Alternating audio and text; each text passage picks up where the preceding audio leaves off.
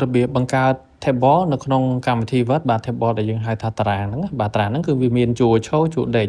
ដើម្បីបង្កើតតារាងនៅក្នុងកម្មវិធី Word ជាដំបូងអ្នកទាំងគ្នាចូលកន្លែង insert បាទចូល insert មកហើយចុចកន្លែង table ហើយចុចយកពី insert table មកកន្លែងនេះគេឲ្យអ្នកទាំងគ្នាវាយជួរឈរជួរដេកបាទអញ្ចឹងខ្ញុំយកជួរឈរ5ជួរដេក7អញ្ចឹងតារាងហ្នឹងមកឲ្យបាទមានជួរឈរ7ជួរឈរ5ជួរដេក7បាទជួរឈរយើងហៅ column ហើយជួរដេកយើងហៅថា row ហើយអ្នកទាំងគ្នាអាចប្រៀបប្ររួមវាបានណាបាទពេលយើងបង្កើតមកតារាងហ្នឹងតូចទេទៅតាមទំហំអក្សរយើងហើយយើងអាចប្រៀបប្ររួមវាបានអ្នកទាំងគ្នាចង់បន្ថែមជួរឈរជួរដេកគ្រាន់តែចុចសញ្ញាបូកមកបាទសញ្ញាបូកដែលយើងចូលឃើញណាហើយបើសិនជាចង់ដូរពណ៌ក៏បានដែរអ្នកទាំងគ្នាចូលកន្លែង shading ហ្នឹងយើងចង់ដូរពណ៌ដូចដាក់ heading វាអញ្ចឹងណាបាទយើងអាចដូរពណ៌វាបានហើយបើសិនអ្នកទាំងគ្នាចង់បានជាលេខរៀងអី select ទាំងអស់មកហើយចូលកន្លែងបាទ home មកយកកន្លែង number មកបាទអញ្ចឹងវាអាចមានជាលេខរៀងលេខ1លេខ2អញ្ចឹងទៅបាទ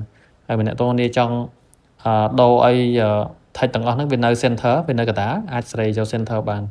បាទហើយចង់តឡើងទំហំអក្សរអាចចូលកន្លែង home ចូលកន្លែង home អ្នកទាំងគ្នាអាចប្រៀបព្រមចង់បានទំហំអក្សរតូចធំបានណាបាទហ្នឹងគឺលក្ខណៈនៃការប្រើប្រាស់ table ហើយចង់លុបក៏បានដែរ select ជួរឈរមួយមក